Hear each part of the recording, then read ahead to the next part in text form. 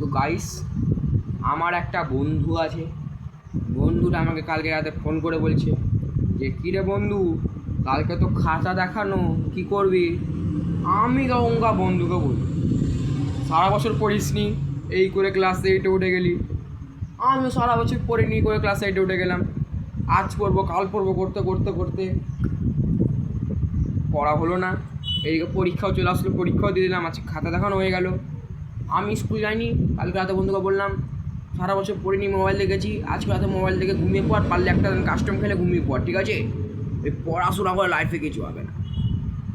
তখনকার পিছন থেকে মা এসে চলে এসেছে, ভাই মা বলছে পড়াশোনা করে কিছু হবে না। হ্যাঁ, পড়াশোনা করে মানুষ কত কী করে নিচ্ছে। হ্যাঁ, আমি আমাকে মাকে একটা কথাই বললাম, পড়াশোনা করে যে অনহারে মরে সে। এবং আমার মা বাইরে বের করে দিয়েছিল একটা রাত, বলছে বাইরেই থাক, বাইরে ঢুকতে দিব না। লাস্টে হলে আমার চুপ করে বাইরে ঢুকে ঘরে ঘুমিয়েছি। তো মায়ের সামনে মুখ বাজি করতে যাবো না, ঘরে গেলেই দেবো।